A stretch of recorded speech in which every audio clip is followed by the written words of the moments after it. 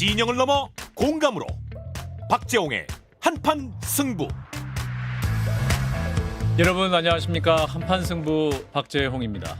오늘 갤럽이 발표한 윤석열 대통령의 국정 지지율이 20%를 기록하면서 취임 후 최저 수준을 보이고 있습니다. 대통령실은 상황을 엄중히 인식하고 국민의 목소리에 더욱 귀를 기울이겠다는 입장을 밝혔죠.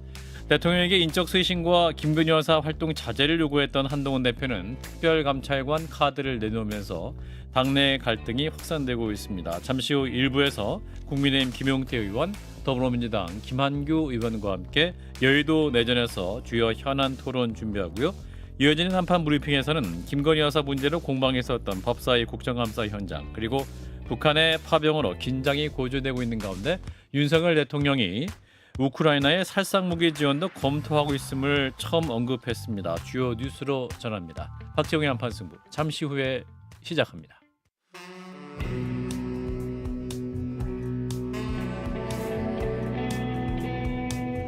여의도 대표 주자들의 대격돌, 여의도 내전. 네, 박정우의 한판 승부 함께하고 계십니다. 여의도 가장 핫한 이슈를 여의도 고수들과 토론하는 여의도 내전 시간. 자, 오늘도 두 분을 소개합니다. 먼저 국민의힘 김용태 의원님 어서 오십시오. 네, 보천가평 김용태입니다. 예, 그리고 더불어민주당의 김한규 의원님 어서 오십시오. 네, 안녕하세요. 김한규입니다. 예, 그리고 이재영 국민의힘 강동을 당협위원장, 박성태 실장님도 함께하셨습니다. 어서 오십시오. 네, 안녕하세요. 감사합니다. 자, 지금 국정감사 거의 마무리되고 있는데 우리 김용태 의원님 어떠세요? 저는 어제부로 이제 교육위가 종합국감이 끝났습니다. 그렇군요. 교육위는 어제 끝났고요. 얼굴이 밝으십니다. 이제 예결이어가지고 11월 다시 예산 들어가야 합니다. 그렇군요. 우리 김한규 의원님은 지금 국정감사 열심히 하고 있는데 잠깐 짬을 내서 예, 그렇죠. 저는 산중이라 30명이고 교육위는 16명. 16명이 절반밖에 안 돼 갖고 제가 듣기로 교육위는 질의를 해도 계속 순번이 돌아오는 저희는 순번이 한 번 돌아오려면 뭐 하여튼 밥을 2번 먹어야 되는 경우도 있습니다. 아침에 하고 나서는 저녁 늦게 또 그 다음 질의를 해야 되고 뭐 그런 상황입니다. 저희 보통 상임위가 답변 포함하지 않잖아요. 근데 저희 교육위는 답변을 빼고 7분, 3분, 3분 질의 시간만 이제 교육위는 계산하고. 그러니까 보통 막 답변하지 마세요. 막 듣기 싫어요 막 하잖아요. 맞아요, 시간 맞아요. 뺏어가니까. 교육위는 의원들이. 그렇지 않습니다. 충분히 비강위원장님들한테 답변 시간을 주고도 저희는 일찍 끝납니다. 네, 교육위원들이 뒤로 얘기하시더라고 너무 힘들다고. 너무 힘들다. 네, 질의할 게 지금 그렇게 많지 않은데. 예, 그렇군요. 아무튼 뭐 김한규 의원님은 지금 국정감사 바쁘신데 또 방송 출연 시간을 또 잘 지켜주셔서 감사드린다는 말씀드리고, 자, 일단 여당 얘기부터 좀 해보겠습니다. 대통령과 한동훈 대표의 빈손 면담 후폭풍, 특별감찰관 논란으로 또 번지고 있네요. 일단 대통령과 한동훈 대표, 그리고 지금 친윤 갈등으로까지 확산되는 조짐인데, 김용태 의원님. 저는 좀 정치를 예.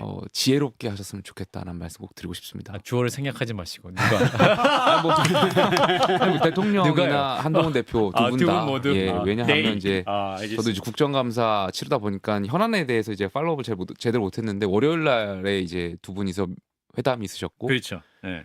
뭐 그날 저녁에 추경호 대표를 부르셔서 이제 식사의 자리에 초대를 대통령께서 하셨다라는 기사도 접하고, 또 다음 날 한동훈 대표는 친한계 의원분들하고 또 20명, 저녁 예, 만찬하신 20여 명. 마치 이게 세대결하는 것처럼 그런 의도가 없다라고 하더라도 예. 받아들이는 입장에서는 세대결하는 것처럼 보일 수도 있는 거잖아요. 아니, 이렇게 하는 것은 사실 당내 의원들한테도 피곤해지고 힘들어지고요. 당원분들도 불안해하시잖아요. 그러니까 뭔가 관철시킬 게 있다라면 좀 지혜롭게 하셨으면 좋겠다. 집권 여당이 갖고 있는 것이 안정성인 거잖아요. 국민들은 집권 여당한테 안정적이고 책임감 있는 정당이길 원하는데, 갈등은 보통 야당에서 나타나는 거잖아요. 근데 여당에서 갈등이 있는 거는 그건 국민들도 원치 않는 갈등 아닐까 생각이 듭니다. 김학의 의원님. 지금 김용태 의원님이 한 분을 빼먹었어요. 예. 주어 중에. 원내대표님, 추경호 원내대표님도 집어넣으셔야 되는데, 그렇죠. 지금 특별감찰관 논란으로 원내대표랑 당대표랑 싸우시는데, 뭐 두 분이 싸우면 누가 이길 수도 없고 누가 이겨도 그냥 당에 큰 상처가 나는 건데요. 저희 당에서 보면 특히 쓸데없는 싸움을 하고 있다라는 생각이 들어요. 왜냐하면 특별감찰관이 수사나 특검을 대체해 줄 수가 없거든요. 저희 입장에서 봐서는. 그래서 국민이 그렇게 받아주지도 않을 건데 괜히 싸우고 계신다.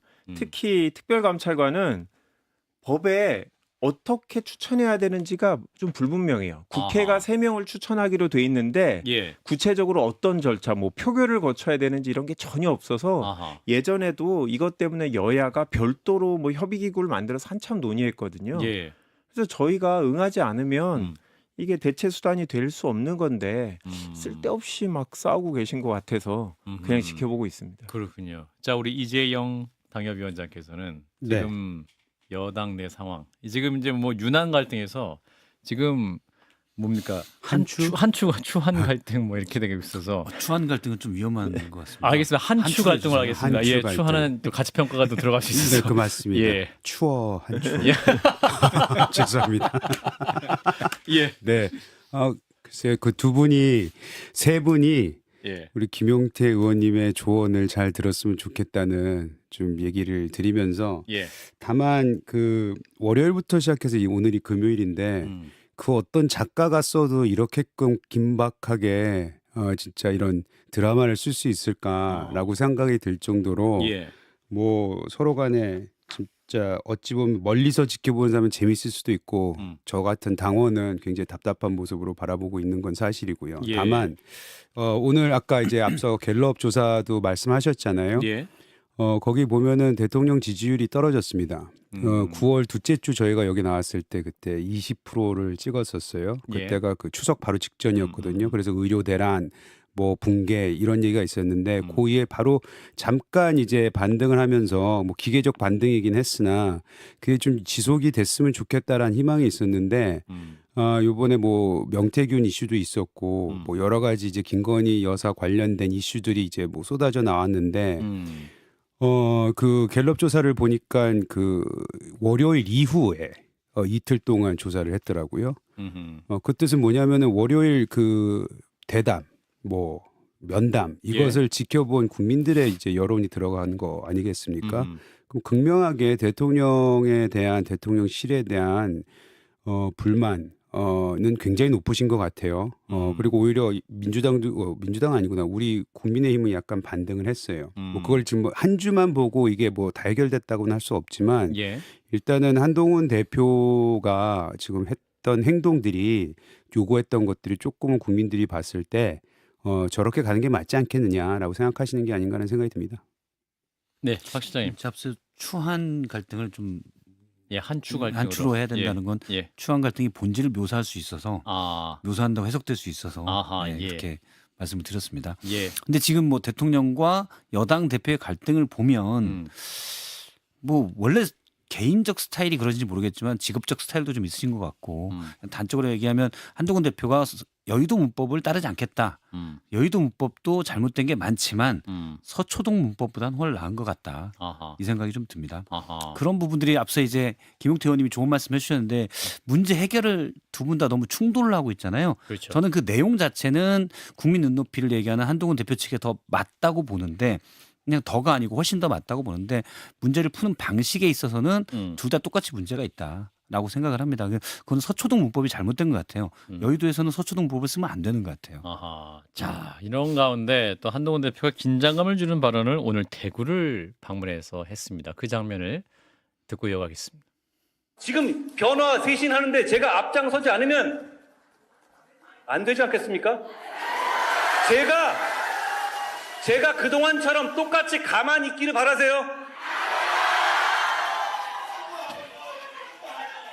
쇄신하겠습니다. 여러분, 우리가 쇄신하겠습니다. 그리고 제가 분명히 하나 해두죠. 여기에 민주당이 끼어들 자리 없습니다. 거긴 자기들 일이나 하라고 하세요. 예. 자, 한동훈 대표가 연설 장면을 많이 봤었는데 이 정도로 텐션 있게 톤 높게 말씀하신 거 없습니다. 민주당이 끼어들 자리가 없다고 하셨는데 자, 우리 민주당 입장 들어보겠습니다. 끼어들 자리 없습니다. 아니 뭐 두 분이 싸우는데 뭐 저희가 예. 낄 자리는 없죠. 네, 원래 싸움은 그냥 구경하면 되는 거니까. 네, 뭐 저희가 싸울 거는 뭐 볼 건 아닌데 예. 한동훈 대표는 이제 제가 봤을 때 부산 금정구 선거를 이기면서 저게 이제 승리의 방정식이다. 대통령하고 각을 세워야 된다라고 생각하는 것 같고요. 예. 목소리 톤도 보니까 약간 분노도 섞여 있는 것 같아요. 아, 예. 이 추경호 원내대표가 당내에서 결국 새싸움을 하려고 하면 한동훈 대표는 밖으로 나갈 수밖에 없어요. 예. 결국 의원들의 마음과 지지자들의 마음은 다르다라는 아하. 걸 보여주고 지지자들의 마음은 나한테 있다. 이런 것들을 보여주기 위해서 나는 대중 정치인이다. 예전에 이준석 대표가 했던 거랑 비슷한 것 같아요. 국민들이 알만한 정치인이 몇 없지 않냐 이준석 대표가 이렇게 얘기하면서 영남권 의원들을 이제 비하했던 적이 있는데 예.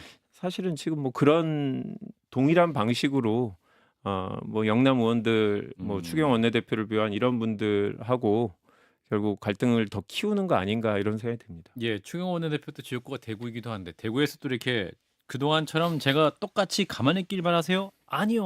이렇게 답변이 있었는데 한동훈 대표도 여기에 더해서 변화와 쇄신을 방해하기 위해 말도 안 되는 자해적 이간질로 알량한 이득을 보려는 사람도 있다라는 워딩도 있었어요. 자, 김용태 의원님, 말도 안 되는 자해적 이간질 하는 분들, 자해라고 했으니까 이게 국민의힘 내부를 향한 말씀인 것도 같은데 누굽니까? 우선 그 민주당에 껴들 자리 없다 이 표현을 지금 이 자리에서 생각난 건데 아, 이 자리에서. 약간 국제 정치학의 그 투 레벨 이론이라는 게 있잖아요. 그러니까 국제 정치를 할 때 국제 정치학적인 측면도 봐야 되지만 국내 정치도 이게 2단계로 나눠서 보야 된다는 건데 예. 정당 정치를 하면서도 같은 것 같아요. 그러니까 국민 눈높이도 맞춰야 되지만 당원 눈높이도 같이 맞춰가야 되는 거거든요. 최근에 당내에서 의원들이 우려하는 지점이 한동훈 대표께서 이렇게 말씀하시다 보니까 야당 대표들이 비아냥조로 한동훈 대표 잘한다 하면서 계속 그런 게 기사화됐잖아요. 박지원 또 의원이 한동훈 대표 아주 잘하고 있다고 말씀하셔가지고 그러다 보니까 예. 특히 여기가 영남 지역이고 민주당이 껴들 자리 없다라고 한번 예. 긋는 것이 예. 아무래도 당원을 위해서 당원 눈높이에 맞춰서 일부러 말씀하신 거 아닌가에 대한 개인적이 갑자기 들어서 예, 예. 예, 약간 대표께서 국민 눈높이를 맞추기도 하지만 이제 당원들에 대한 그런 눈빛도 이렇게 잘 맞추는 거 아닌가 생각이 들고요. 아, 잘하고 계신다는 거죠? 아니, 그러니까. 그게 아니라 예. 다만 저는 지금 1년의 과정 중에 이 말씀 꼭 드리고 싶은데 예. 특별감찰관제 가지고 지금 당이 시끄럽잖아요. 예, 예. 특별감찰관제 제도 자체를 반대할 의원은 별로 없을 거라고 생각해요. 아, 이게 대통령께서 공약하셨고 문재인 정부에서 특별감찰관제도 임명 안 해서 저희가 굉장히 많이 비판했었잖아요. 예.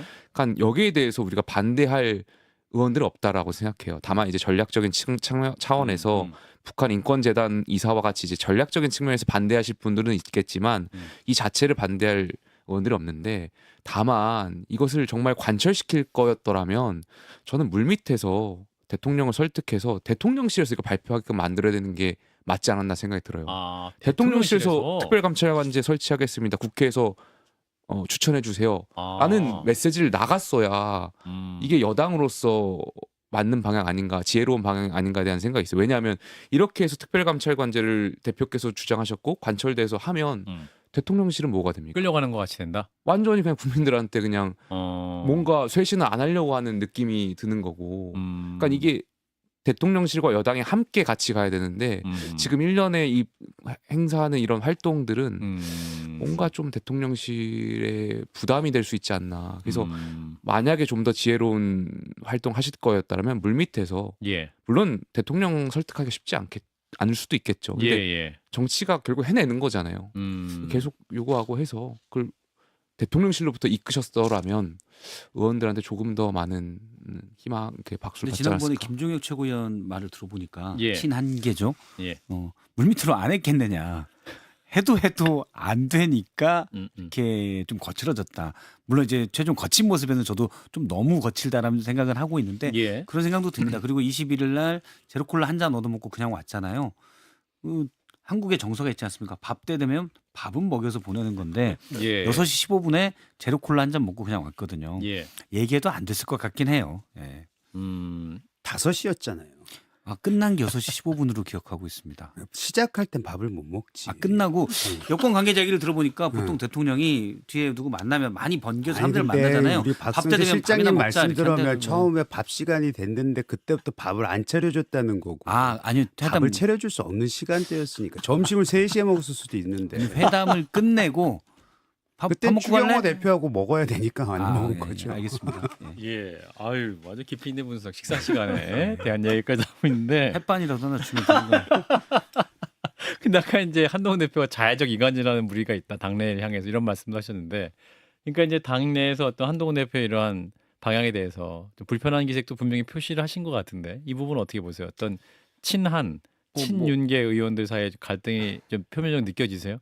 아무래도 예. 그 의원들 줄 세우기 하는 것처럼 느껴지잖아요. 아, 내 그러니까 뭐 밑으로 올 사람 친한이든 와라. 친윤이든 아, 뭔가 의원들한테 한쪽에 줄 서라 이런 게 느껴지잖아요. 예를 들면 이런 거예요. 그러니까 대통령께서 월요일 날 그 한동훈 대표 만나시고 나서 예. 사실 추경호 원내대표를 부르실 거였더라면 그걸 언론에 노출시킬 필요도 없었고 의원들이 느끼기에는 아 뭔가 대통령의 의중은 대표가 아니고 확실히 추경호 원내대표한테 있구나라는 메시지를 오해해서 받으실 수도 있잖아요. 예, 그렇죠. 이게 결국엔 당의 리더십을 어지럽게 만들 수 있는 거잖아요. 그것 사실 부적절했다고 생각되고요. 예. 근데 다음 날 대통령 원래 부산 일정이 있으셨던 걸로 알고 있는데 예. 제가 알기로 부산의 의원들하고 만찬 있는 걸로 알고 있었어요. 근데 한동훈 대표가 이른바 언론에서 말씀하시는 한동훈계라는 분들만 모셔가지고 식사하는 곳은 이것 역시 부적절한 거죠. 뭔가 대통령이 이렇게 대하니까 나도 한번 보여주겠어라는 느낌을 그런 걸 의도하진 않았겠지만 충분히 그런 의도 안 했을까요?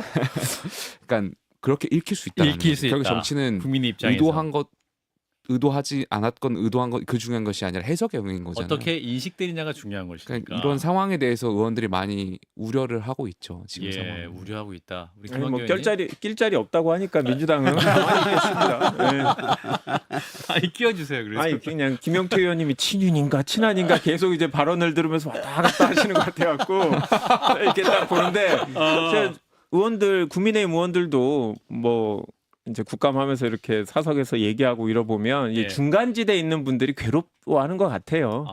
결국 어디선가 커밍아웃을 아니면 강제로 너는 어느 쪽이냐 선택받는 이런 분위기. 사실은 그분들 입장에서는 양쪽에다 줄 서고 싶어하지 않은 분들도 있는 것 같아요. 그렇죠. 굳이 난 그런 정치하지 않겠다. 예. 조금 더 무슨 내가 권력을 노릴 것도 아니고 뭐 이런 분들이 있는데 자꾸 지금 피할 수 없는 상황이 되는 것 같아서 좀 불편해하시는 분들이 있고 뭐 입장을 바꿔놓고 보면 저도 그럴 것 같아요.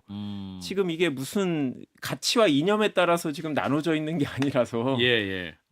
뭐 하여튼 보기가 저는 참 안 좋은데 하여튼 끼진 않겠습니다 더 이상.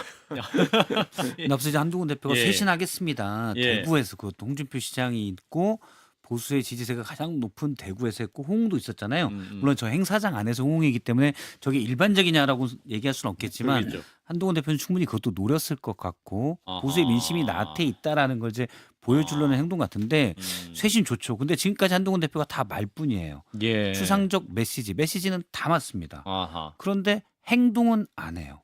지금 행동에 들어간 것 중에 하나가 특별감찰관인데 예. 아까 김한규 의원님이 말씀하셨지만 특별감찰관은 그냥 플러스 원이에요. 본질적인 요소도 아니고 예. 그러면 지나간 건 다 덮고 가자는 건지 아하. 마치 이거 해법인처럼 여당 내부의 내전으로 비춰지면서 쇄신책과 마치 거기에 반대하는 세력이 싸우는 듯한 예. 그러면 이제 자꾸 관심이 걸러 가면 만약에 저는 그럴 가능성이 좀 낮다고 보지만 그 쇄신책을 통해서의 특별감찰관이 예. 그럼 해결된 건가요? 아니죠. 이렇게 눈길을 끄는 효과가 있는데 절대 그게 아니다. 저는 그렇게 생각을 합니다. 그래서 한동훈 대표가 만약에 쇄신책이라고 해서 특별감찰관을 내놓고 혹시나 되면은 이걸로 이른바 배신자 프레임에서 벗어나면서 그래도 여사 문제의 예방책을 놓고 갈 수 있지 않을까 이런 생각도 할 수 있을 거고 만약에 안 되면 그걸 또 계기 삼아 또 다른 액션, 그 다음 단계 액션에 취할 수 있는 그거가 될 것 같은데 결국은 만약에 되더라도 본질적인 문제를 가야 대선 주자급 정치인이다. 안 그러면 그냥 그저 그런 정치인이 될 거라고 봐요. 그 갈래에 서 있다. 예.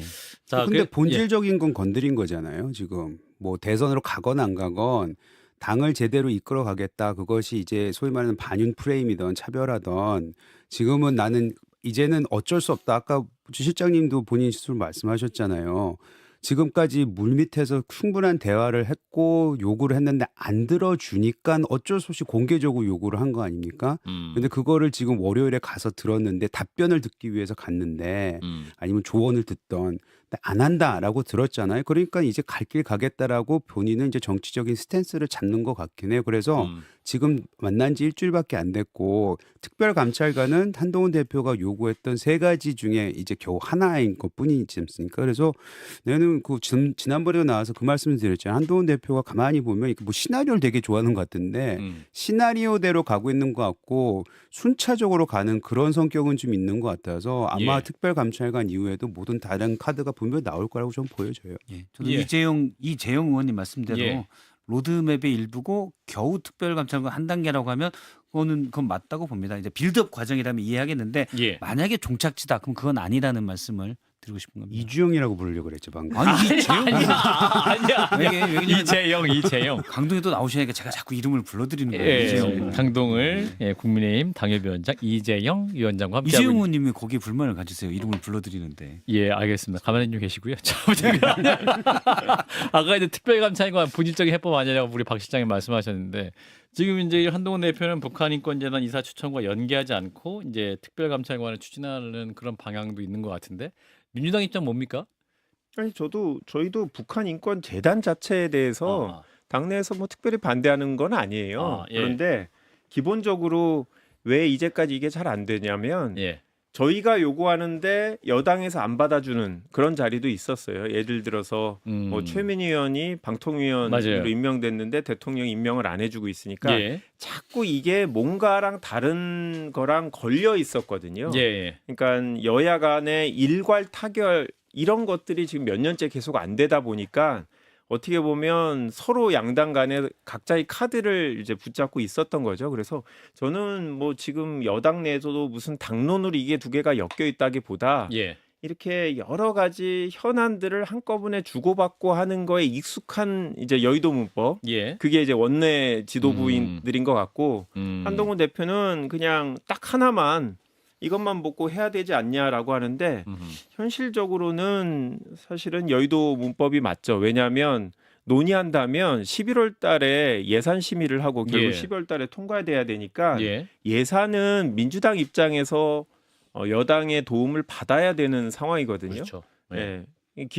정부가 동의하지 않으면 저희가 원하는 예산을 늘릴 수 없고 그런 싸움을 해야 되는 거니까 사실은 지금은 한동훈 대표가 원내 지도부랑 싸우게 되면 본인이 원하는 걸 하나도 못 이룰 때죠. 국회에서 예산 심의하는 과정에서 다른 것까지 넣어서 협의할 수 있게 여당에서 여당 내부의 안을 갖고 전략을 만들어야 될 상황에 우리는 이렇게 싸워하고 저희들한테 보여주고 있으니 이게 과연 11월 달, 12월 달까지 제대로 여야 간의 협상이 될까? 왜냐하면 저렇게 다 수가 보이는 판에서 저희 입장에서도 또 뭔가를 얻어내지 못하면 민주당 원내 지도부 입장에서도 기대하는 지지자나 의원들의 입장을 생각 안 할 수 없어서 오히려 되게 어려운 상황이 됐다. 뭐 그렇게 봅니다. 예, 이런 거는 추경호 원내대표가 이제 국정감사 끝난 다음에 의원총회를 열겠다라는 것이고 또 의원총회에서 박수 추인이 아닌 찬반 표결 붙이는 방안을 검토 중이라는 거예요. 요것도 이 특별감찰관 문제라든지 요게 이제 찬반 투표를 했을 때 이게 또 찬성과 반대 나왔으면 명확하게 이 친윤 얼마, 친한 얼마 이게 또 구분이 확 숫자로 드러날 수 있을 상황이 올 수 있을 것 같은데 이거 어떤 의미로 보세요, 우리 김용태 의원? 표결을 붙이면 국민의힘 전체가 바보 되는 거 아닐까 아, 생각이 들어요. 그래요. 약간 비밀 투표인가요? 아니 뭐 그런데? 그런 걸 떠나서 그게 물론 중요한데. 이제 뭐 반대 찬성 이게 중요한 게 아니라 조금 전에도 말씀드렸지만 예. 특별감찰관제도 자체를 반대할 의원들은 많이 없을 거다. 다만 전략적 차원에서 반대하실 수 있는 의원들은 계실 텐데 예. 이게 그 표가 만약에 많이 나와서 반대로 언론에 간다? 공개된다면 아하. 국민들이 국민의힘을 뭐라고 생각하시겠어요? 바보로 볼 수밖에 없다. 그러니까 저 당은 여당이 돼가지고 당 대표하고 대통령하고 갈등이 있어가지고 특별감찰관제도 저렇게 비결되는구나 이렇게 될 거 아니에요. 그러니까 예. 표결만큼 피해된다라고 생각하고 있고요. 대표하고 원내대표께서 원만한 합의책을 갖고 오셔야 된다고 생각해요. 아하. 네. 국민의힘 바보 된다. 표결은 피해야 된다라는 입장. 우리 이재영 위원장께서 어떻게 보세요? 전 이건 하면 안 된다고 생각하고요. 표결하면 안 된다고 생각하세요? 뭐가 생각나냐면 예. 13년도인가 그때 김무성 대표님 예. 들어오셨을 때 예. 그때 서청원 대표님하고 항상 이게 최고위에서 싸우다 보니까 무게감은 있으나 우리가 지어줬던 별명이 국민이 지어줬던 별명이 봉숭아학당이었잖아요. 근데 그 봉숭아학당이 그때는 최고위에만 있었는데 만약 이런 식으로 가면 국회의원 국민의힘 전체가 봉숭아학당의 확장형이 됩니다. 그래서 이거는 해서는 안 된다고 저는 생각해요. 우리 김용태 의원님이 들어가시면은 만약 그 의총에서 발언을 꼭 해줘야 된다면은 진짜 표결만은 해서는 안 된다라고 강력하게 반대해 주셔야 된다고 생각합니다. 아니 봉숭아학당은 재밌었잖아요. 좋은 부분이 있는데 저도 마찬가지로 민주당 내에서도 이견이 있는 경우들은 있는데 예. 그럴 때는 이제 저희 내부적으로 거수해서 대략 이제 어떤 게 더 다수인지라고 확인하고 넘어가는 경우 있어요. 그런데 이런 식으로 이제 권력층하고의 거리를 확인하는 게 돼버리면 아까 제가 말씀드린 한 50명 정도의 중간 지대에 있는 분들 이분들이 양쪽에 대해서 다 반발이 되게 클 것 같아요. 본인이 어느 쪽이든 강제로 확인해야 된다라는 상황에 대해서 저는 되게 불편해하는 걸로 느꼈고요. 결국 이 표결을 하자고 하는 쪽이 더 원망을 받을 거고 당연히 표결을 하게 되면 비밀 투표가 아니고 공개 투표 거수로 할 텐데. 거수를 해요? 거기 회의장에 무슨 전자 투표기가 없으니까요.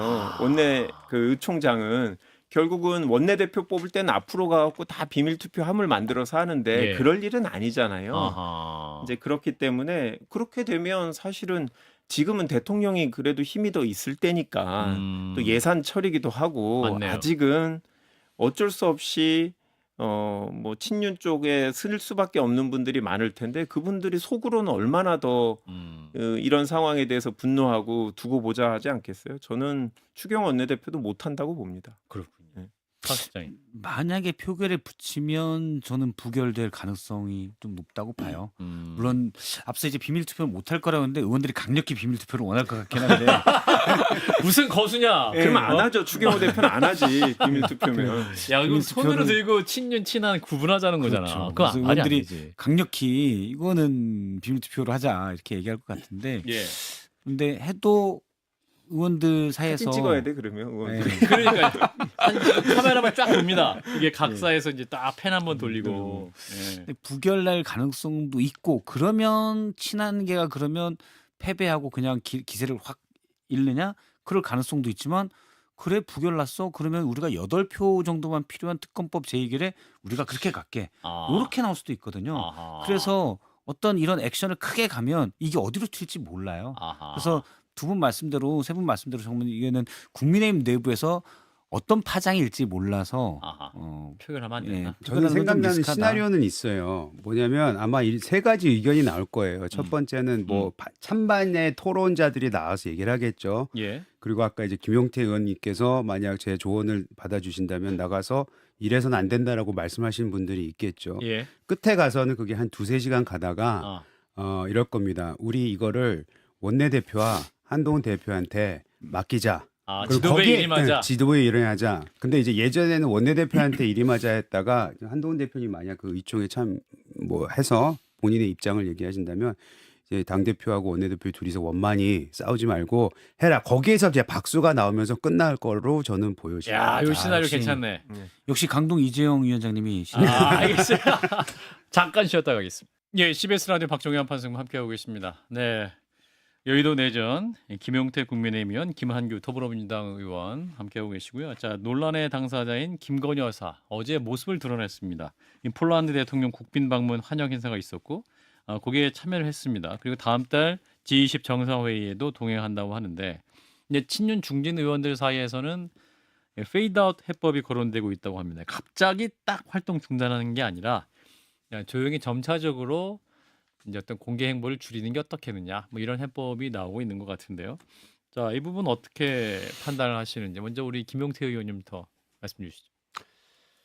뭐 여사께서 알아서 판단하겠지만 저는 뭐 정상회담이라든지 국빈 방문하는데 여사가 안 나타나는 것도 이상하다라고 생각해요. 당연히 예. 영부인으로서의 역할들이 있는 것이고 하나 안타까운 것은 이제 여사에 대한 비호감도가 높아지다 보니까 사실 여사가 어떤 행동을 하더라도 조금이라도 이제 야당이라든지 일부 인사에 꼬투리가 잡혀가지고 이제 악마화되고 하는 측면도 있는 것 같아요. 예. 사실 그러한 측면에 대해서도 조금 경계를 해야 될 지점이 있는 것 같고, 다만 또 여사가 비호감도가 높게 된 배경도 분명히 여사한테 원인이 있는 거잖아요. 예. 그럼 잘 찾아야 되는데, 일단은 저는 뭐 여사께서 활동할 때 하더라도 어쨌든 계속 거듭 말씀드리지만 국민들께 한번 입장을 말씀해 주시고 활동해 주셔야 되지 않을까 생각이 아하. 들어요. 도이치모터스 건이라든지 명품백 의혹이라든지 국민들이 궁금해 하시잖아요. 그 일련의 과정들이. 근데 갑자기 이제 활동을 하시면 국민들은 뭐지? 왜 이렇게 되지? 이렇게 궁금해 하시는데 어느 정도 여사가 먼저 한번 여사의 입으로 좀 설명하시고 움직이신다면 어느 정도 그래도 좀 국민들께서 이해하실 분들도 계시고 최소한의 도리 아닐까 생각이 듭니다. 그러니까 공개적으로 나와서 국민들 앞에 어떤 형식으로 하더라도 예, 말씀을 하실 필요가 있겠다. 예, 대통령실 입장 표명이 아니라 예. 직접. 그렇군요. 김한경님. 아니 뭐 친윤 중진들이 페이드아웃 해법을 논의한다고 하시는데 그분들이 대통령한테 말씀하실 수 있어요? 친윤들이라고 해서도 하지만 대통령한테 그런 고언을 얘기하실 분은 없는 것 같은데, 얘기하시면 그분들이 페이드아웃 될 것 같은데 조용히. 네, 대통령이 술 먹는데 안 부르실 것 같은데. 제가 볼 때 이제 뭐 저는 대통령을 잘 모르지만 예. 뭐 기자분들이나 평론가분들이나 여당 관계자분들 얘기를 들으면 대통령은 안 바뀌시는 분 같아요. 자기의 딱 그 원칙이 딱 있는 분인 것 같고, 예. 이게 딱 로맨티스트잖아요. 사랑꾼이시잖아요. 상남자. 그래서 그렇고, 아니면 뭐 어디 선배한테 하셨다는 건데 대통령이 부인한테 그럴 말할 처지가 안 된다라고 하셔서, 예. 뭐 제가 봤을 때 페이드 해법이든 뭐든 친윤들이 그럴 말할 수 있는 용기가 있었으면 이미 하셨을 거다라고 생각이 들고, 예. 그리고 행사에 나오고 안 나오고가 중요한 게 아니에요. 본질은 뒤에서 영향력을 행사하면 그게 문제되는 거지, 예. 무슨 공개적인 행보를 하고 안 하고 이거는 전혀 본질이 아니다라는 말씀을 드립니다. 예. 자, 김한경 말씀하셨는데 우리 이재용. 저도 우리 진영에서, 그리고 그 한동훈 대표가 이제 대표로서 가서 얘기를 했는데, 그 김건희 여사님 보고 활동을 중단하라라는 것은 해야 될 일을 하지 말라고 얘기하신 거라고 생각하지 않습니다. 해서는 안 될 일을 하지 말라는 얘기를 하러 가신 거죠. 예. 그렇기 때문에 그 앞에 붙던 단서가 혹 뭐 인적 쇄신을 얘기를 하신 거고요. 그러니까 이런 사람들을 통해서 계속해서 그 영향력을 행사하는 그런 활동들을 하지 말라는 거고, 대통령께서는 그런 거 한 적 없다라고 말씀을 하시지만 이미 벌써 국민들이 그렇게 하고 인식하고 있기 때문에 그거에 대해서 얘기한 거기 때문에, 그러니까 전 두 분의 말씀에 어느 정도 동의를 하는 게, 나가야 될 땐 나가라. 예를 들어서 뭐 해외 나가시거나 국빈 그 방문일 때는 참석하셔서 오히려 나가는 게 좋죠. 거기 와가지고 그 어떤 대통령이 정상이 와서 저 영부인은 어디 계세요? 근데 뭐라고 대답해요? 상대 국가는 같이 왔는데 네. 와가지고 뭐 아파요를 얘기를 합니까? 아니면 뭐 문제가 있어서 못 나오니까 말이 안 되잖아요. 그래서 그런 행위들은, 그런 행동들, 진짜 영부인으로서 해야 되는 행동들은 계속 하시는 게 맞다고 생각합니다. 예. 저도 뭐 영부인으로서 필수적인 행동들 있잖아요. 예. 이런 G20도 가도 된다고 봅니다. 예. 굳이 뭐 그걸 피할 필요도 없고, 이번에 폴란드 영부인 왔을 때도 같이 맞는 게 맞다고 보죠. 그런데 그렇죠. 예. 대통령이 지금도 활동을 자제하고 있다라고 했는데, 그게 이제 정의적 기준이잖아요. 예를 들어서 뭐 일주 3회면 자제, 주 5회면 빈번, 이건 아니잖아요. 근데 대통령의 기준이 일반 국민들의 상식과 지금까지 많이 떨어져 있었어요. 예. 그리고 여사가 맨 처음에 그건 뭐 한동훈 대표가 얘기한 건데, 대선 전에 약속, 아내 역할에 충실하겠다. 그럼 굳이 아내를 아니고 영부인으로서 역할을 봐도, 우리가 지금까지 나온 것만 봐도 꼭 그게 아니잖아요. 이미 공천 개입 의혹이 있었고, 대표적으로 보여주는 사건은 지난번에 마포대교에서 지시하는 모습. 예. 이거는 영부인의 역할에 충실한다라고 볼 수 없는 그런 대표적인 이미지거든요. 예. 그래서 그 말로 하는 건 의미가 없다고 보고, 예를 들어 이번에 폴란드 영부인과 만난 사진이 공개된 것도 예. 아마 사진을 픽할 때 고민이 됐을 것 같아요. 자제한다고 하는데 이 사진을 공개하는 게 맞느냐 아니냐.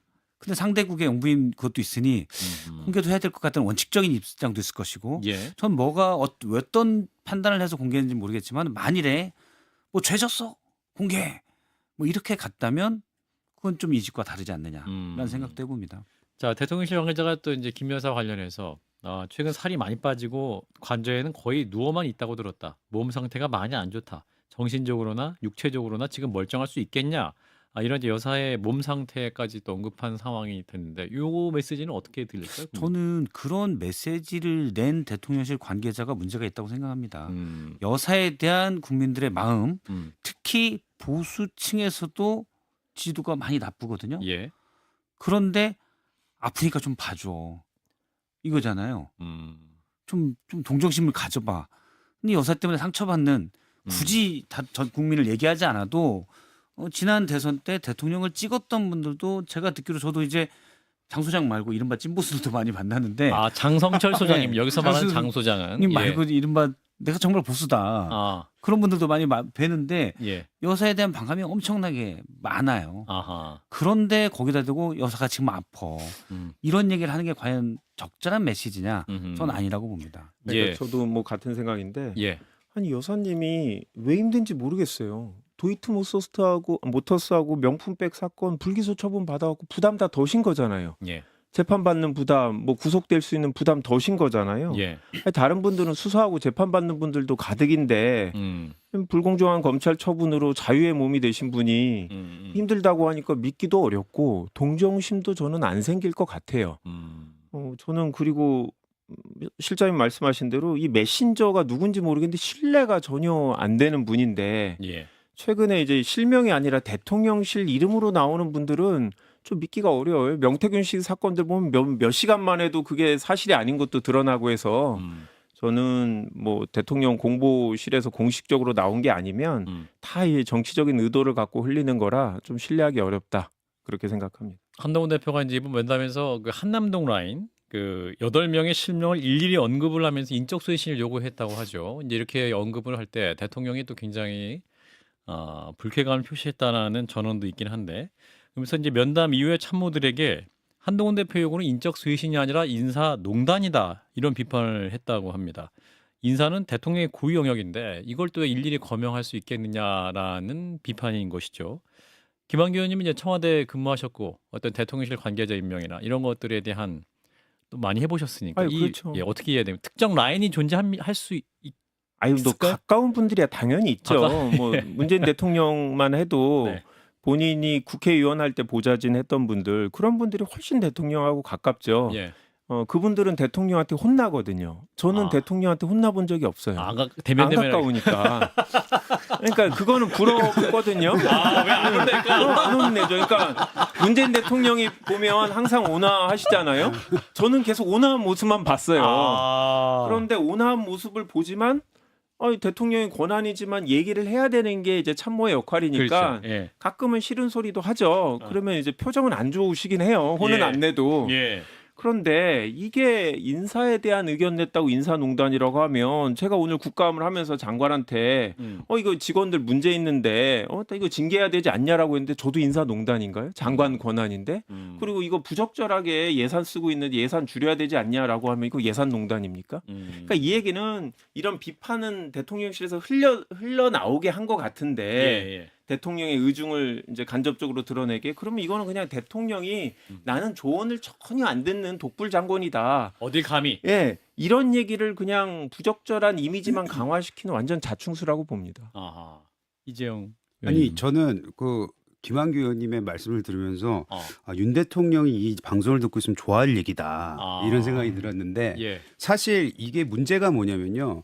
가까운 사람이 있고 그 진짜 내가 화낼 때 뭐 스트레스 풀 때 그렇게 상대를 하면 안 되지만 스트레스는 아니고 그건 아니지만 예를 들어서 가까운 사람에게 스트레스 푼단 말씀이신가? 화를 내면 그거를 그 소위 모시는 사람 참모들이 들을 수 있죠. 그리고 가까우니까 어디 토로할 데 없으니까 나한테라도 이렇게 화를 내시는 게 아닌가 그런 분들이 분명히 있을 거예요. 중요한 건 뭐냐면 그분들이 그 선에서 끊어줘야 돼요. 나는 혼나고 밖에 나가서 딴 사람들이 나 정말 힘들었어 오늘 하면서 소주를 한 잔을 하더라도 그 선에서 끊어줘야 되는데 이 말이 자꾸 용산에서 나온다는 거 이 자체 무용담 같이 그렇죠. 그것이 무용담이라기보다는 뭐 이게 흘렸는지 안 흘렸는지 옆에서 누가 혼나는 얘기를 듣고 또 했는지 모르겠으나 전원일지 모르겠으나 이런 말들이 용산에서 계속 나온다는 게 저는 굉장히 안타깝고 만에 하나 이게 전략적으로 나오는 메시지라면은 매우 판단을 잘못하고 계시는 것 같다라는 생각이 듭니다. 예. 대통령님이 가까운 사람이 많을 수 있어요. 자, 근데 이제 이런 상황에서 여사 라인 비서관이 왕명은 여사의 지시입니다. 왕명을 출납하면 김건희 라인 비서관 행정관들이 움직여서 비서실장이나 수석들 모르게 일이 일사천리로 진행된다는 얘기가 있다는 보도도 있었습니다. 이럴 경우 어떤 문제가 일어날까요? 김용태 의원님 뭐 하실 말씀 있으면 해주시고. 아니 저는 아까 조금 전에 그 이어서 말씀드리면 예. 뭐 그 참모분들 중에 잘못된 게 있다면 당연히 인적 쇄신해야죠. 아. 근데 다만 이게 계속 감정 싸움의 양태로 흘러가고 있는 거잖아요. 필요 없는 감정 싸움을 계속 하고 계신 거잖아요. 갈등이 점점 커지는 거고. 예. 저만 하더라도 그래요. 예를 들면 저희 의원실에도 보좌진분들 계시지만 예. 보좌진들이 만약에 전행을 한다면 공개적으로 A, B, C 전행하고 있습니다. 뭐 간신입니다 하면서 사세요 하면은 받아들인 입장도 사실 좀 감정이 내가 왜 간신이야? 그분들 말고 제 의원 제 입장도 제 참모들인데 예. 우리 이제 받아들여야 되겠지만 그 받아들인 과정이 감정에 소모될 거 아니에요. 그렇죠. 그러니까 사실 이러한 것들도 물밑에서 그러니까 모를 수가 있어요. 대통령 모르실 수 있죠. 의원도 모를 수가 있죠. 예. 보좌진들 이렇게 하는 행동들 그러면 찾아가서 이러이러한 거 요구를 하셨더라면 조금 더 지혜롭지 않았을까 생각이 들어요. 이게 감정이 점점 커지는 거잖아요. 거칠게 얘기를 하면서 양측이 점점 뭔가 기분이 서로 나쁠 수도 있고 대통령도 나쁘고 대표도 나빠지고 그러니까 이게 문제 해결에 저는 전혀 그러니까 결국에는 우리가 원하는 말을 관철시키는 게 정치인 건데 뭔가 갈등을 양상해서 자기 정치의 어떤 그러한 행태로 가는 게 결국에 당정 관계에서 봤을 때는 예. 조금 피해야 되지 않을까. 자, 이런 가운데 이제 대통령실 행정관들 한 20명 정도가 한동훈 대표의 발언에 엄청 불만을 갖고 집단적으로 반발 입장을 뭐 성명을 내는 방안을 검토 중이라는 보도가 있었는데 대통령실에서는 또 사실과 다르다. 뭐 이렇게 또 입장이 나오긴 했어요. 김한규 의원님, 대통령실 행정관이나 비서관들이 단체 행동 같은 게 가능합니까?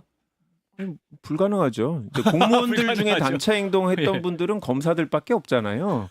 그때도 신기했는데 예. 그런데 행정관들 엄청 많아요. 대통령실에. 직원들 그래서 많죠. 예. 서로 다 모릅니다. 그리고 행정부에서 파견 온 분들이 상당히 많고 그리고 여사님 소위 비선이 아닌 행정관들이 저는 다수일 거라고 보거든요. 그렇겠죠. 그러니까 그분들은 오히려 그 비선을 싫어합니다. 왜냐하면 정상적으로는 나의 권한인데 결국 다른 방식으로 내 영역을 침범하는 거잖아요. 예. 지금 이 행정관들에 대해서 불만이 많은 분들은 이건 나는 비선이다라는 걸 확인하는 거라고 보거든요. 한 대표에게 만약에 어떤 반발을 할 경우에 그렇죠. 그래서 실질적으로는 이게 대통령실의 전체적인 분위기는 아닐 거다. 저는 그렇게 확신합니다. 자, 이런 가운데 이재명 대표의 제안으로 한동훈 대표와의 이제 또 이제 만남이 당대표 회담 일정이 논의 중인 것으로 알려져 있는데 빠르면 다음 주에도 할 수 있다 이렇게 알려지고 있습니다. 어떻게 보십니까, 김용태 의원님? 두 분의 만남을 일단 만나긴 할 것 같은데 빨리 성사될까요? 뭐 빨리 저는 성사될 필요가 있다라고 생각해요. 왜냐면 예. 이제 예결위가 들어갈 예정이고 그럼 이제 정부도 정부 예산안을 냈고 뭐 원내가 물론 이제 협상을 하겠지만 예. 당 대표 위치에서도 협상해야 될 부분들이 있을 거고 또 국감으로 인해서 저희가 법안 처리를 못했잖아요. 예. 민생 법안들 각 상임위에 지금 다 있기 때문에 두 분이 만나셔가지고 협상할 부분이 있다라고 저는 생각합니다. 예. 이 두 분의 만남에서 그러면 이제 어떠한 실질적인 결과가 나올 수 있을 것이냐? 이를테면 뭐 특검법 관련해서 가장 관건은 사실은 특검법 관련해서 한동훈 대표가 어떤 입장을 내느냐죠. 이미 한동훈 대표는 그렇게 얘기한 바가 있습니다. 도이치모터스 주가 조작 의혹만 해도 국민이 납득할 만한 결과를 주문했었고 예. 21일 날 대통령을 만나서도 선제적 조치가 있지 않으면 특검법을 막기 어렵다고 했어요. 예. 근데 당시 선제적 조치는 아예 없었고 정말 퇴행적 조치들이 있었거든요. 예. 그러면 그런데 특검법을 막아요 본인이? 그러면은 본인이 한 입으로 두 말하는 경우가 되잖아요. 그런 경우가 정치인들이 제일 피해야 될 경우거든요. 민주당에서는 이미 뭐 특검 13개 이미 발의된 안은 13개 항을 특검의 수사 대상으로 올렸는데 13개 의혹을 이 중에 몇 개를 추려서 가겠다라는 의사도 표한 바가 있습니다. 여기에 대해서 한동훈 대표가 어떤 입장으로 나오느냐. 물론 뭐 두 분 앞서 하시는 말씀 들으면 약간 빌드업 과정도 필요하다라는 것도 이해가 되는데 다음 주 정도면 어떤 입장을 최소한 견지해서 보여주느냐. 예. 이건 상당히 주목할 만한 부분인 것 같습니다. 예, 이제 어제 김기화 논설위원회 취재는 한동훈 대표가 이제 대통령과의 만남에서 특검법으로 갈 수밖에 없는 상황이다, 막을 수 없는 상황이 올 수도 있다라는 말을 대통령 앞에서 했기 때문에 그 이후에 이제 대통령이 아니 뭐 그러면 국민의힘이 여당 입장을 함께 간다고 어쩔 수 없다. 뭐 이런 입장까지 나온 거 아니에요? 그렇죠. 어떻게, 예? 근데 저 오늘 아침에 그 김성태 의원이 라디오에서 하신 말씀을 좀 들었어요. 아, 예. 그분이 왜 그때 그 단식까지 하면서 드루킹 특검을 관철시켜냈었잖아요. 예, 맞아요. 근데 예. 그분이 그런 말씀하시더라고요. 제가 굉장히 존경하는 좋아하는 선배님이신데, 아, 그러셨군요. 예, 그 특검은 간결해야 된다. 그래야지 이게 진짜 뭐 특검다운 특검을 할 수가 있다.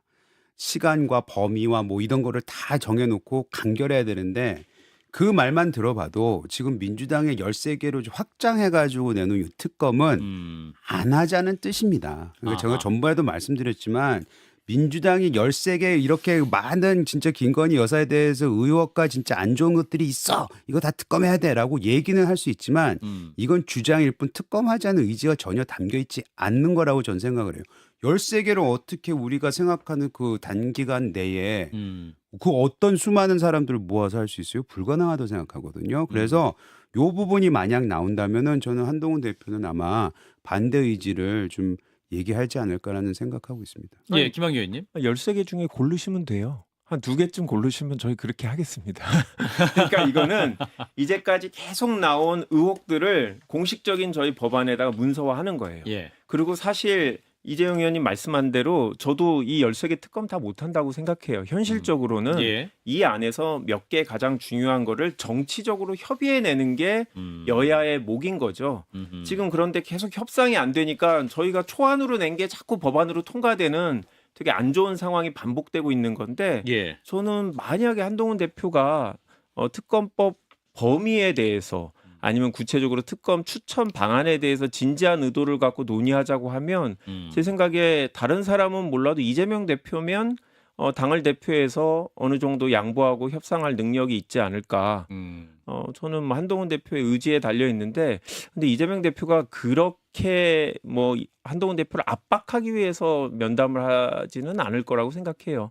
예산 정국이고 민주당은 약간 민생을 챙기는 이미지를 지금 만들고 싶어하는, 그렇죠. 또 수권 능력을 갖고 있는 다음 정부를 준비하는 정당을 보여주고 싶은 상황이라 제가 봤을 때 그렇게 뭐 이제 협상이 결렬돼서 관계가 더 악화될 이런 아젠다만 논의하지는 않을 거라고 봅니다. 예, 한 1분 남았는데 우리 김용태 의원님도 말씀 주시죠.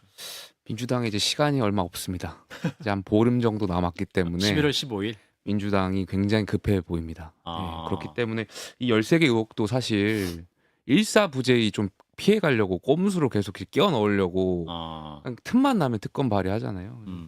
민주당이 지금 시간이 없어서 조급하구나 이런 생각이 좀 듭니다. 예, 오늘은 발언할 중에 가장 평안한 얼굴로 말씀하셨는데, 자 우리 박 실장님 두 분의 만남, 예. 이재명 대표와 한동훈 대표의 만남. 다음 주로 뭐 빨리 할 수 예. 있을 것 같은데. 근데 지금 뭐 계속 특별 감찰관을 얘기하고 있어서 저는 앞서 얘기한 대로 한동훈 대표 특검에 대해서 이재명 대표 분명히 요구할 겁니다. 예. 그래서 어느 정도까지의 전향적 입장을 내보이느냐 그걸 봐야 될 것 같아요. 그렇군요. 예, 아무튼 뭐 다음 주에 빠르면 만날 수도 있다라고 하는데 과연 그 쟁점은 또 각 여야 당대표 비서실장들이 또 함께 논의를 하고 무엇을 또 의제로 할지 이 부분도 굉장히 논의의 중요한 테마일 수 있기 때문에 어떻게 진행될지는 또 시기까지 함께 봐야 될 것 같습니다. 일단 오늘 여기까지입니다. 국민의힘 김용태 의원님 그리고 더불어민주당 김한규 의원님 두 분 고맙습니다. 네, 감사합니다. 네, CBS 박정우의 한판 승부 함께하고 계십니다. 자, 2부에서 한판 브리핑으로 주요 현안을 좀 더 짚어보겠습니다. 잠시 후에 뵙겠습니다.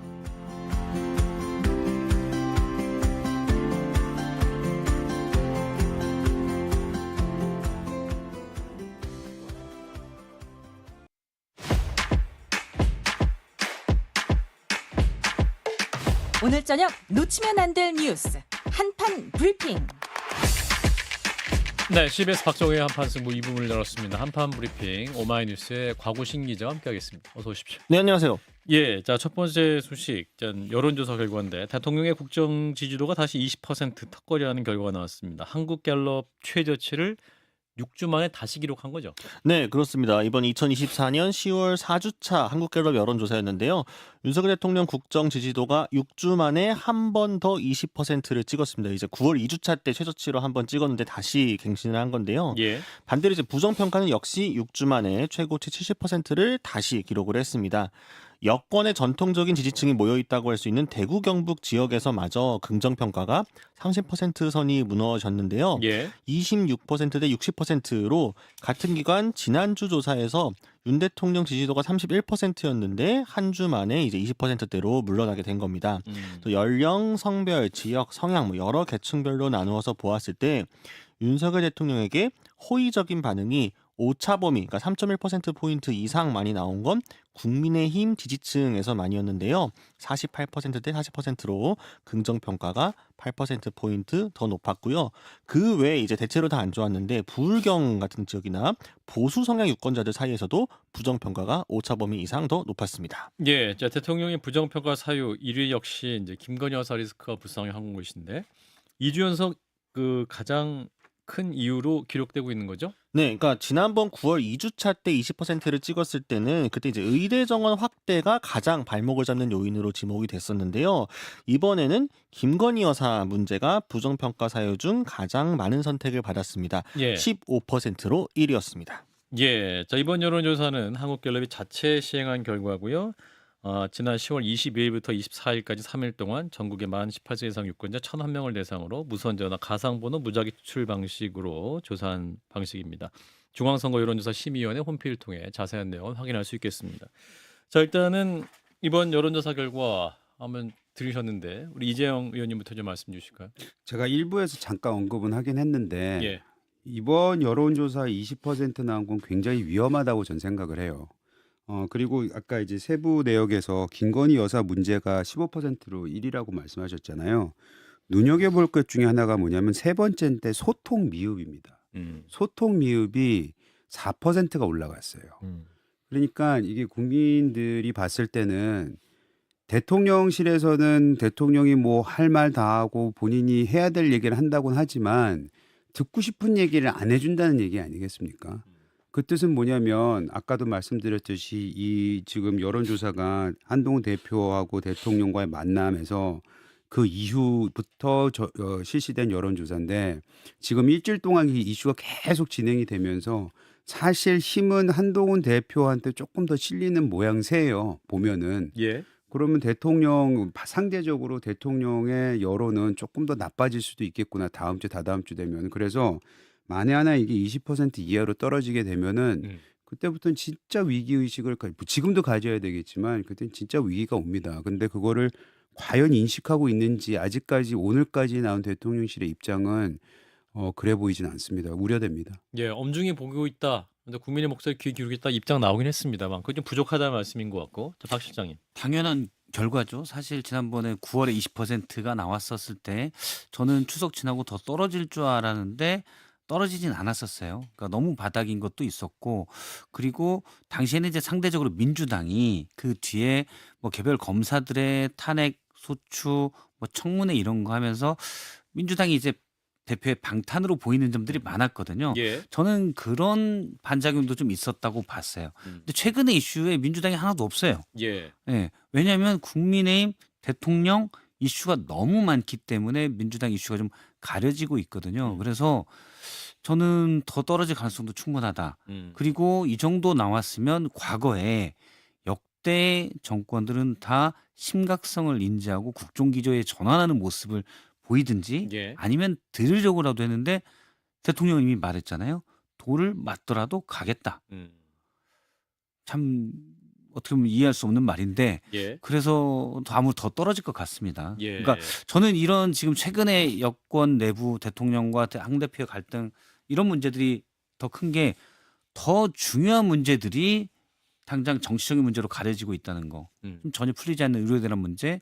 그다음에 많은 사람들이 위태롭게 보고 있는 한반도의 안보 문제, 평화 문제 이런 부분들이 가려지고 있어요. 사실은 지금 정부에서 이런 거 신경 써도 못 풀어갈 문제들인데 대통령이 지금 여사 문제 가지고 몇 달을 계속 신경 쓰고 있어서 그런 것도 안타깝습니다. 예, 사실은 이렇게 이제 지지율이 너무 하향 국면을 가게 되면 뭐 대통령실의 어떠한 주요 수석 이상의 관계자라든지 어떤 장관급이라든지 어떤 인적 쇄신을 통해서 뭔가 새로운 국면을 만들었었던 것 같은데 그런 움직임이 전혀 없는 상태인데 앞서도 잠깐 얘기 나왔었지만 이런 상황에서 대통령실 행정관들이 무슨 성명서를 준비한다는 얘기를 하고 그들이 억울하냐 마냐를 떠나서 우리나라 최고의 기관이라는 대통령실에 근무하는 대통령을 보필하는 사람들이잖아요. 그렇죠. 근데 대통령 지지율이 20% 최하예요. 임기 반도 안 지났는데. 그런데 자기들 억울하다고 성명서 낸다. 이 결과에 같이 책임을 느껴야 되는 분들이거든요. 저는 정말 안 맞다 이렇게 생각을 합니다. 저는 이 부분에 한 말씀만 좀 드려도 될까요? 좀 굉장히 위험한 부분이 지금 말씀하시는 생각이 든 건데 말씀대로 이 정도면은 뭐 이 정도이기도 힘들죠. 사실은 3년째 이런 적이 없지 그렇죠. 않았을까요? 예. 근데 보통 뭐 여론이 안 좋아지면 가장 먼저 꺼내는 카드가 인적 쇄신 아니에요? 뭐 예. 장차관을 바꾼다든지 뭐 비서관을 바꾼다든지 용산 내에 이런 거를 해줘야 되는데 지금 장관은 못 바꾸겠죠. 사실은 뭐 거야 그 상황에서 이거 뭐 통과가 안 될 테니까 예. 청문회가 때문에. 근데 예를 들어서 그러면 비서관이 됐던 뭐 행정관이 됐던 뭐 용산에 인적 쇄신을 하려고 한다 했을 때 예. 만에 하나 인적 쇄신했다고 치죠. 근데 그 안에 지금 나와 있는 뭐 의문 제기가 됐던 그 사람들이 이미 빠진다. 그럼 이건 진짜 난리 나는 거거든요. 그래서 저는 인적 쇄신을 하는 게 이제 수순이긴 할 것 같은데 예. 그 인적 쇄신의 내용이 이제 너무나도 사람들이 디테일하게 들여다보는 순간이 돼버린 거죠. 예전엔 솔직히 말해서 비서관 바뀌었대, 뭐 정부수석 바뀌었대, 누가 산 거래 알지도 못하는데 그랬나 보다. 그럼 인적 쇄신했으니까 뭐 제대로 하려나 보지. 이 정도로 끝냈는데 이제는 모든 국민이 도대체 누구야 이름 석자를 들여다보는 상황이 돼버렸잖아요. 이거 굉장히 큰 부담일 것 같긴 해요. 예. 자, 우리 곽우신 기자, 네. 상반장님. 지금 현장 기자들은 이 상황 어떻게 보겠어? 어떤 얘기가 나오나요? 사실 이제 10%대 들어가느냐 마냐가 가장 다들 관심인 것 같고 예. 이거에 대해서 이제 기자들마저 좀 예측이 엇갈리는 상황인데요. 예. 이제 제가 좀 봤던 거는 이번에 이제 20%가 간신히 지킨 거가 사실 좀 약간 예상 외였다라는 사람들도 있었거든요. 이번 주에 워낙 악재가 많았기 때문에 20%대가 무너지지 않을까라는 게 있었는데 근데 이제 오늘 제가 뭐 장성철 소장이나 다른 평론가분들 전화를 드려보니까 이거 한동훈 대표 덕분이다. 10%대로 무너질 수도 있었는데 아하. 한동훈 대표가 특별감찰관 문제를 들고 나왔기 때문에 20%를 간신히 지킨 거다. 왜냐하면 지표가 이제 국민의힘 지지율이 지난주보다 조금 올랐습니다. 그래서 32%로 민주당과 동률이 나왔고 아하. 보수층에서의 이 격차가 조금 줄어들고 이런 것들이 결국에는 한동훈 대표가 앞으로 특별감찰관 문제를 돌파해 나가느냐, 김건희 여사 리스크 관리를 하냐 못하느냐에 이 정권의 앞으로의 항배도 좀 좌우된 거 아니냐. 그래서 오늘 한동훈 대표 대구 발언도 상당히 강하게 나온 게 아닌가 이렇게 추측들 하고 있습니다. 아, 그렇군요. 자, 그래서 이제 오늘 국회 법사위를 가보면 국정감사 현장에도 김건희 여사 얘기가 또 올라왔어요.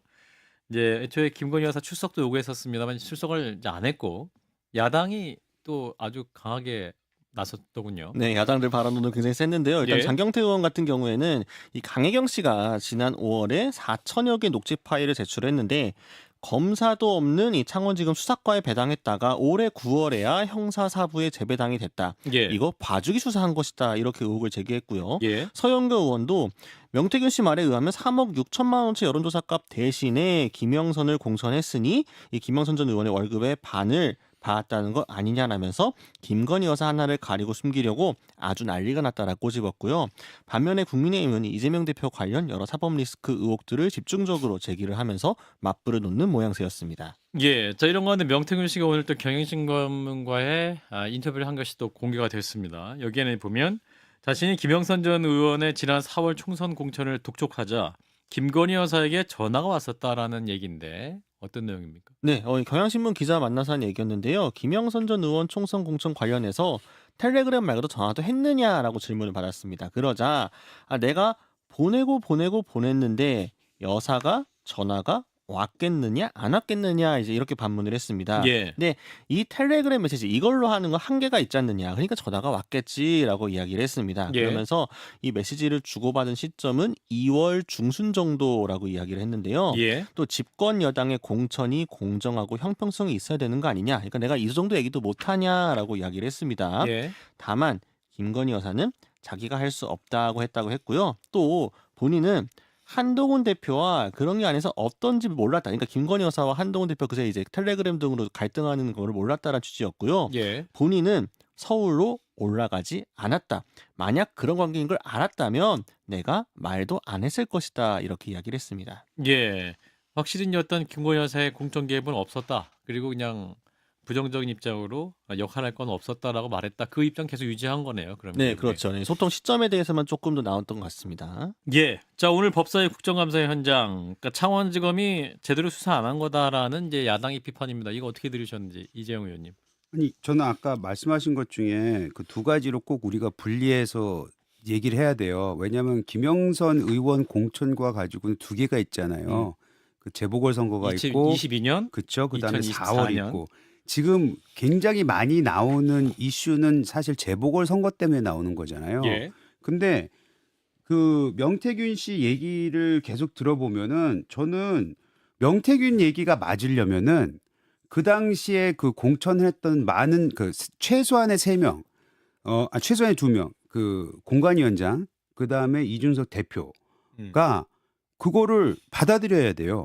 그 명태균 씨가 김건희 여사한테 얘기를 해서 김건희 여사가 전화를 했던 뭐 제3자를 통해서 그 메시지를 이준석하고 윤상현 선배한테 더 보냈다면은 그게 뭐가 성립이 돼야 되는데 지금 뭐 언론에서 보면은 이준석 의원은 굉장히 이거를 뭐 세게 반박하고 있지 않습니까? 2022년 당시에 그런 거 없었다. 없었다고. 왜냐면 본인이 당 당대표였고요. 그리고 그 당시에는 그 대통령은 아니었고 당선인의 신분이었고 물론 당선인도 힘이 세긴 하죠. 근데 예. 그 부분에 있어서 얘기가 다 틀린 거예요. 그러니까 이게 뭔가 명확하게 나온 게 없는 상황에서 무조건 김건희 여사가 줬다라고 몰고 가는 건 아직 시기상조다라고 생각하기 때문에 저는 그 강혜경 씨의 말에 대해서 이분이 틀렸다 맞았다는 얘기는 하기 쉽지가 않습니다. 왜냐하면 이분은 보면은 맞는 얘기를 하는 것 같아요. 근데 그분이 하는 얘기는 명태균 씨가 자기한테 한 말이 무엇인지는 정확하게 얘기해 주는 것 같잖아요. 그러면 예. 너무나도 당연하게 그냥 명태균 씨 수사하면 되는 거 아닙니까?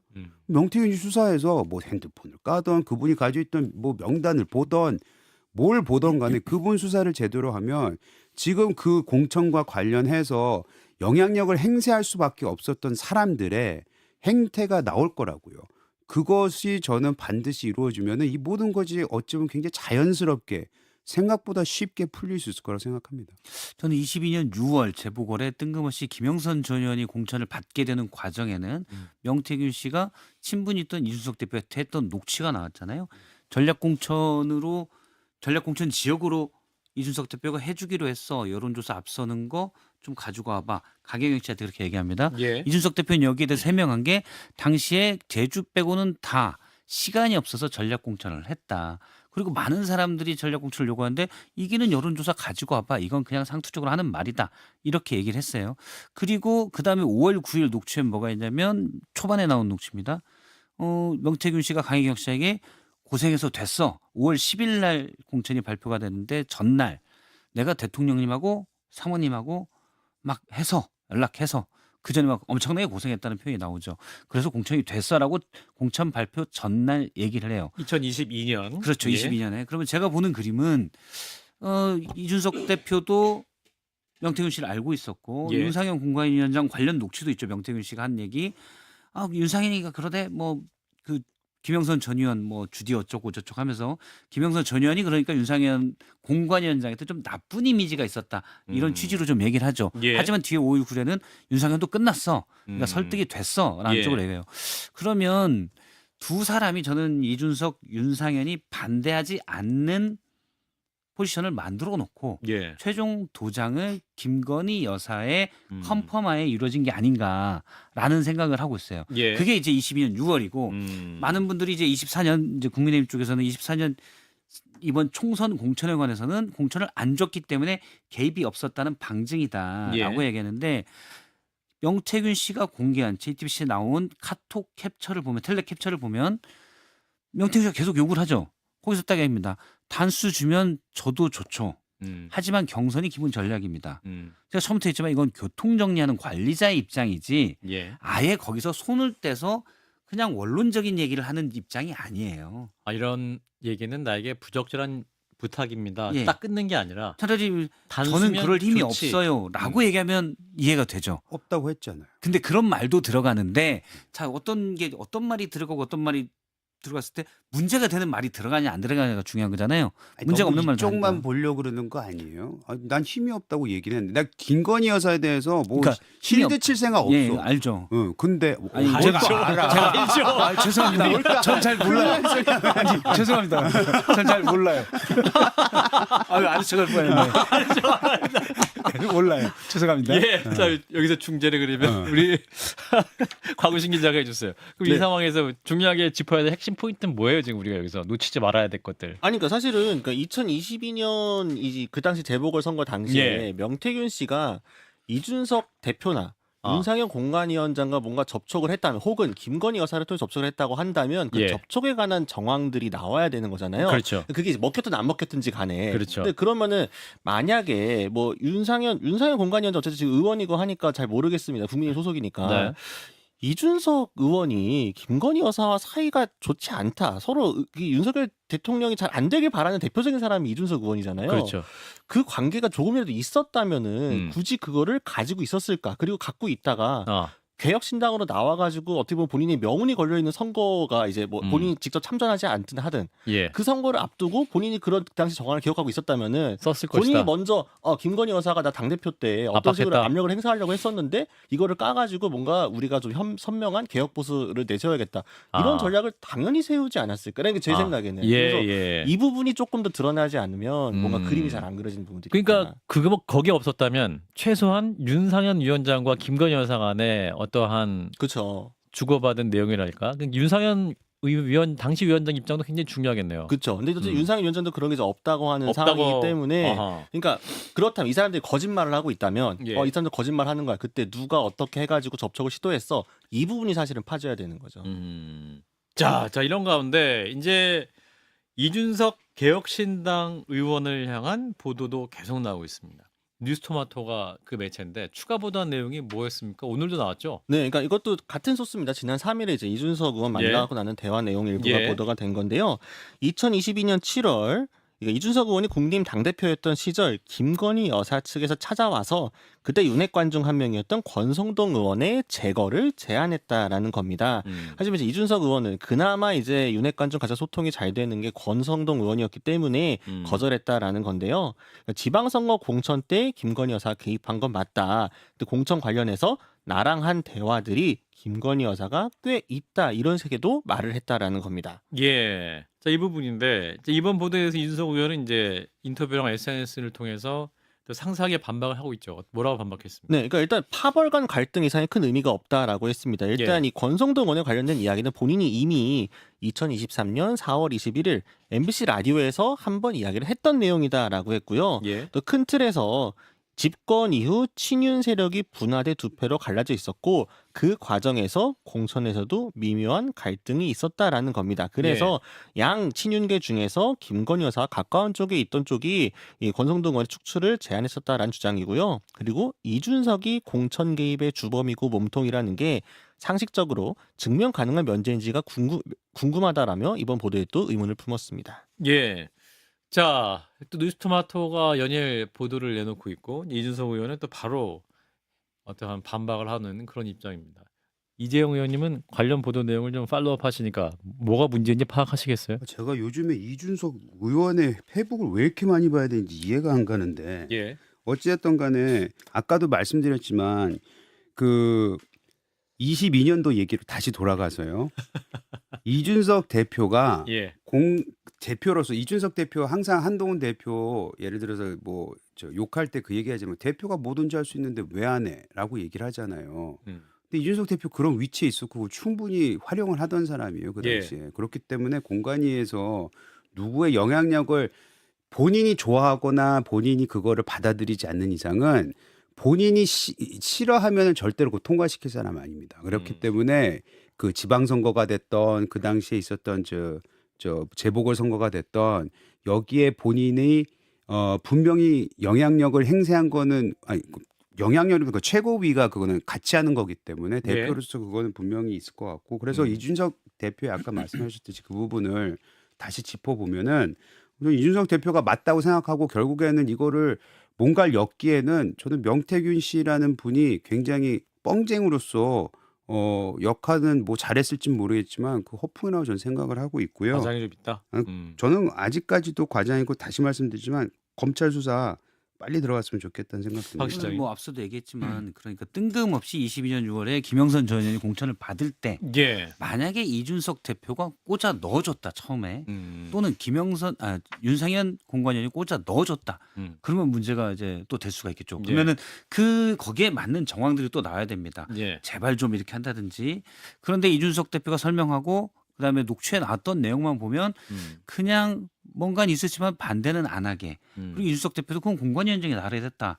그리고 김영선 전 의원이 다선 의원에서 일단 자격 조건으로는 큰 무리는 없어 보였다. 이렇게 얘기를 하는데 여성인 측면도 있었고. 예, 그래서 그냥 그런 명분을 가지고 반대 안 하는 정도? 저는 뭐 그 정도는 할 수 있다고 봐요. 예. 윤상현 의원도 그렇게 됐고 누가 맨 처음에 김영선 전 의원을 공관위원회에 올렸냐 이 부분이 핵심인데 예. 일단 녹취로만 나온 걸로 보면 5월 9일 날 녹취에는 본인이 명태균 씨가 여사태 대통령님한테 얘기해가지고 했다니까 예. 그거에 대한 의심이 더 강하게 되는 거죠.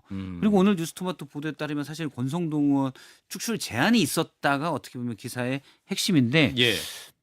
그게 지금 무슨 의미가 있는지는 사실 모르겠어요. 왜 중요하냐? 예, 그 그게 내용이 이준석 대표가 이준석 의원이 얘기한 것처럼 어. 사실 과거에도 뭐 나름 친윤핵관 중에 그렇죠. 권성동 의원이 원래 또 대화는 잘 됐어요. 둘이. 스킨십이 또 좋은 편이거든요. 예, 예. 권성동 의원이. 그래서 잘 됐다. 그래서 본인 반대했고 그런데 예. 그게 또 무슨 의미로 오늘 기사에 했는지는 있어서. 잘 모르겠어요. 그 뉴스토마토가 전 사실 잘 모르는데 목적이 뭔지를 모르겠어요. 처음에 이 명태균 사건이 이렇게 터트려진 것도 뉴스토마토에서 어느 정도 언론으로서 역할은 했다고 생각을 하는데 예. 이게 가면 갈수록 뭐 많은 뉴스들이 나오긴 했지만 지금 뉴스토마토하고 이준석의 이런 여러 가지 공방들을 보면은 도대체 여기서 이 언론으로서 하고 싶어하는 무슨 목적으로 지금 이 논쟁을 끌고 나가는지가 저는 불분명해. 이준석을 공격을 하는 건지 김건희 여사를 공격하는 건지 명태균이 뻥쟁이라고 허풍쟁이라는 것에 대해서 오히려 여기는 힘을 실어주는 건지 저는 이상하다고 생각하는 부분이 좀 듭니다. 사실 이슈가 되면 저도 이제 언론계에 있을 때 보면 이슈가 되면 관련된 모든 것들이 다 뉴스가 되는 경우들이 있거든요. 예. 근데 저는 이제 개인적으로는 제가 옳다는 게 아니라 개인적 신조가 선택과 집중이어서 이제 너무 많아지면 예. 관심이 흐트러질 수가 있어서 저는 그런 면에서 뭐 굳이 권성동 의원이 어쨌다. 요거는 뭐 그랬구나 하면 아하. 되는 정도인 것 같아요. 네. 예. 아무튼 뭐 또 추가 보도를 할 것 같은 상황이기 때문에 예, 일단 오늘 뉴스는 여기까지 짚어보도록 하겠습니다. 오마이뉴스의 곽우신 기자였습니다. 고맙습니다. 감사합니다. 네, CBS 라디오 박종현 한판승부. 네, 이번 한 주 함께해 주신 청취자 여러분 고맙습니다. 오늘도 열심히 해주신 이재영 전 의원님, 박성태 실장님 두 분 고맙습니다. 다음 주에 뵙겠습니다. 한판승부.